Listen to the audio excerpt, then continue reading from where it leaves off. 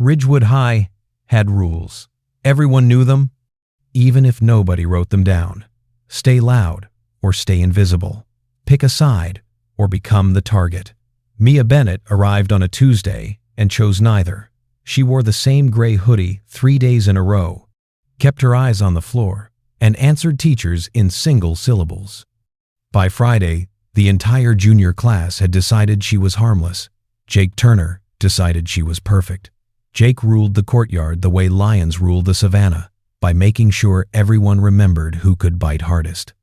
6'2", varsity jacket, smile that never reached his eyes.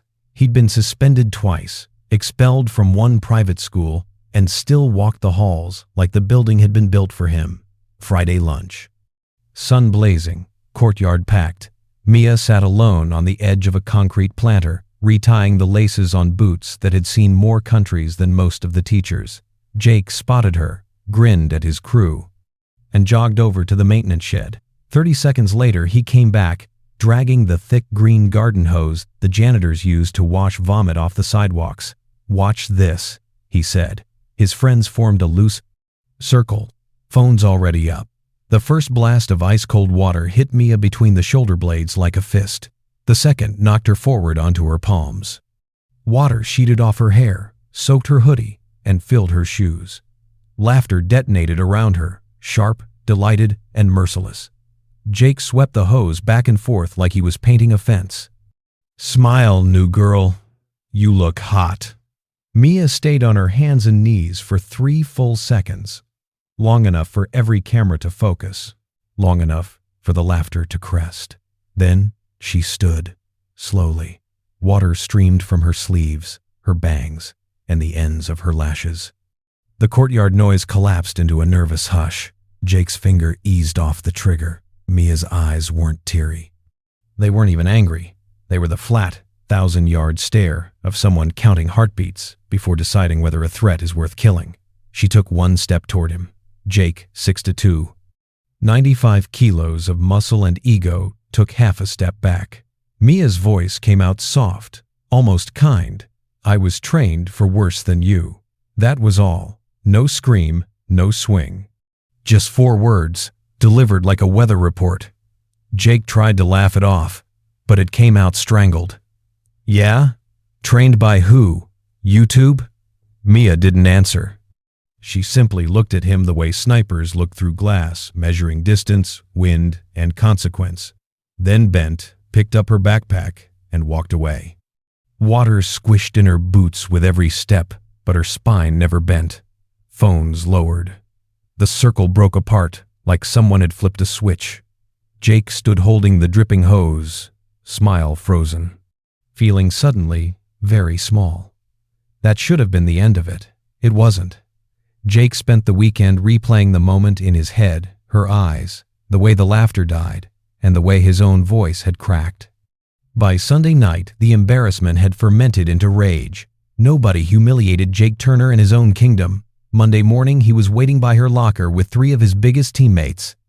They had a plan: corner her, dump her backpack in the toilet, film it, and make sure the entire school understood the natural order had been restored. Mia showed up at 7:42, hoodie still damp from Friday, earbuds in, moving like she already knew they were there. Jake stepped into her path. "We need to talk." She pulled one earbud out. Waited. "You think you're tough?" he said, voice low so teachers wouldn't hear. "Today you learned differently." Mia glanced at the 3 boys blocking the hallway, then back at Jake. She sighed, not scared, not angry, just tired.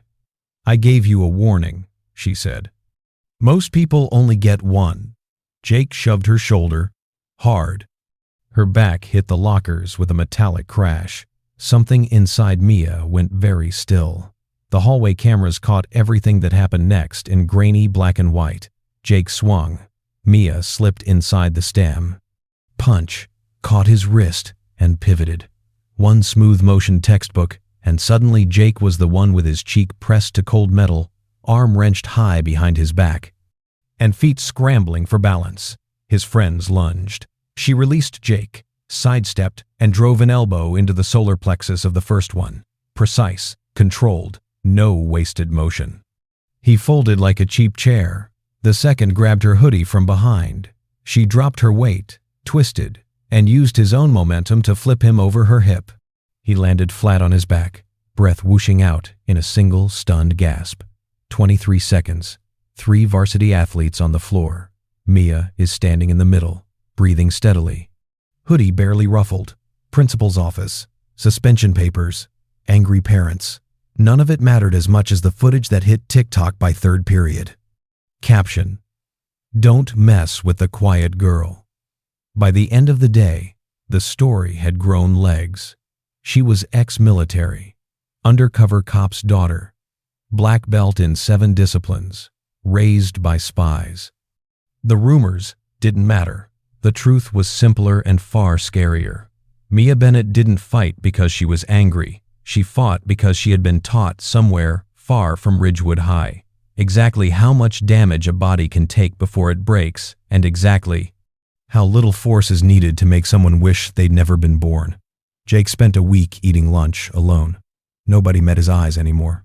Mia went back to tying her laces behind the gym, earbuds in, disappearing into the gray of her hoodie.